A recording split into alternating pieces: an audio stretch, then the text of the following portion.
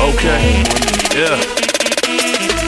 Grown Money Radio, I'm back again She all about that pro dick. for the second time. She want it and she gon' find it. Yeah. Her house dirty, her crib dirty. I'm gonna jump right into this though. Real shit, I'm just giving another minute to let people get out of these folks last time, so we'll give you another minute. Ratchet, that's all she know. So she on the block with a hoe, she creeping. She out there, she peeping. You see that pro? Yeah, she a pro cause she know all the rules to the game. She up on that shit, she's about that lifestyle, man. She ratchet and she know it. She ratchet and she know it. She ratchet and she know it. Grown Money Radio, man. It's Grown Money Radio podcast, actually. So 2 parts, 2 seconds. I'll let him.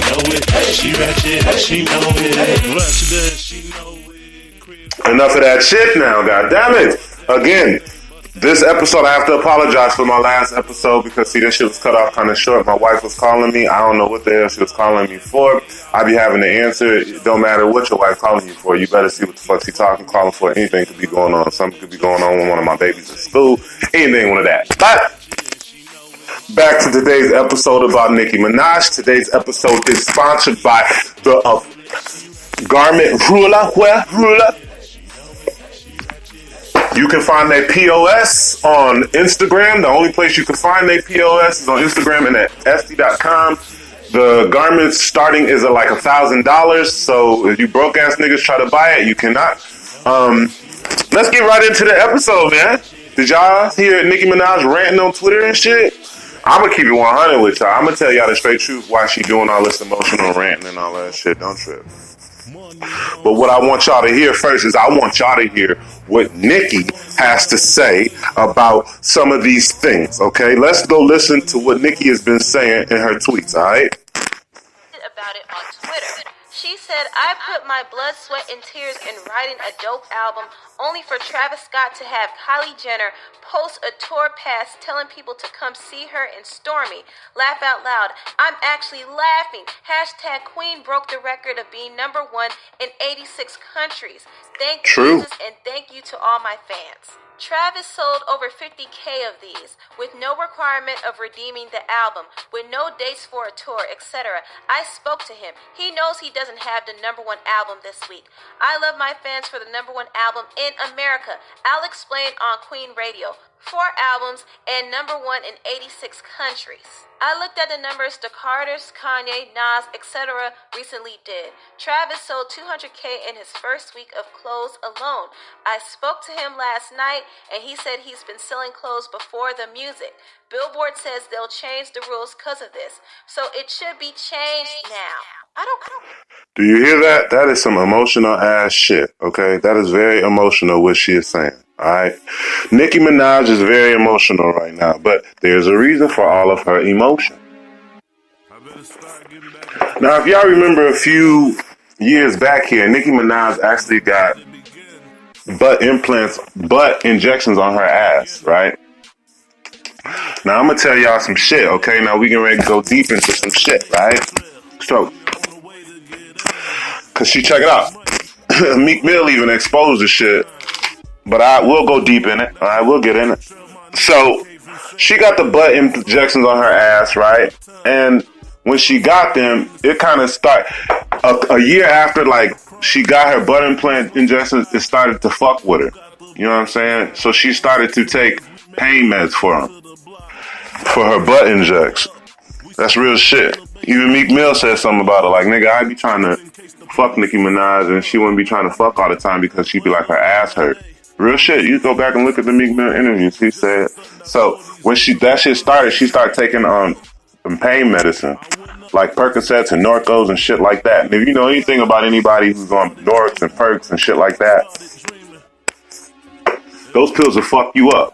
Real shit. You know what I'm saying? Because it ain't nothing but heroin, but a basic pill form of this shit. So Nicki Minaj, she is on those drugs right now. And if any of those people around Nicki Minaj is listening, y'all need to help that girl. Because, see, I know you feel like, man, they just pills, but nah, man, I be trying to tell everybody around me, them pills will fuck you up. See, them pills will you start off with them pills and then you go to the harder shit. That's real shit. Now I'm gonna let y'all listen to Nicki Minaj some more, just so that you can hear more of her emotional tweets. Just listen. Up herself. She said, my music went up on Apple, so I played it. I assumed it was on Spotify and Tidal at the same time. Spotify said that Apple tweeted fans advising Queen was up, and therefore they had to teach me a lesson. But praise be to God. Spotify put Drake's face on every playlist, but told me they'd have to teach me a lesson for playing my music 10 minutes early on Queen Radio, even though they've been giving away my music for free for years, and I'm one of the top Spotify artists of all time. Spotify had to teach me a lesson, but rewarded the man, Drake, who has had an Apple radio show the longest, inadvertently helping the Apple platform the most. Oh, I can't wait for Queen Radio on Tuesday. They took away my promotion they had promised for the first couple of days because of this. Queen Week. You hear? Now see, that's exactly what Nicki Minaj tweeted. And that was somebody reading Nicki Minaj's tweet. One of the bras I found on YouTube. I don't know who the hell that whole was. I just recorded them. So, I'm like, oh, some real shit. But do you hear? It's very emotional. That's emotional. You taking shit personally. That's business. And they ain't got nothing to do with Drake. Because he's actually a hot selling artist. They gonna put who the fuck is selling the most. You know what I'm saying? Who's the fuck is selling the most streams? They don't give a fuck who it is. If it's you next week, bitch, they'll put you. You see what I'm saying? That's emotional shit. That ought to let you know, Nicki, is those pills that you be on when you be taking Norcos and Percocets and shit, they be having you feel good. Because, see, I know that because, listen, I used to sell them and I used to take them.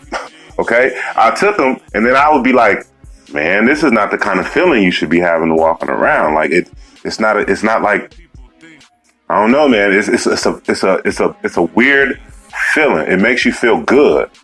But then after you don't have them, you'll get sick and your stomach will start to hurt. Then you start to get angry and you know what I'm saying? You'll get upset faster with people and shit like that. I stopped taking that shit. You know what I'm saying? I never wanted to be one of them kind of people who, when I took something that it would fuck me up and make me, you know what I'm saying, feel like if I don't have it, I'm going to be sick or some shit like that. I feel like a crackhead. On some real shit. Just be, know what I mean? Hollering at you on some real shit. And that's basically what Nicki Minaj is becoming. She's becoming a crackhead. Like, in these pills that she's on, they have her going through emotional rants. Because the truth is the truth. Whether Travis Scott put shirts, or whether the nigga put shoes, or whether the nigga put socks, or whether the nigga put pillow comforters, blankets in the damn CD and sold them, it don't matter. The shit sold. That's the point. It's business. See what I mean? You're taking business very personal. And this ain't that. This is business. So I understood that. Then we'll go ahead and we'll get into Nicki and what she says about her beef with Cardi B. All right?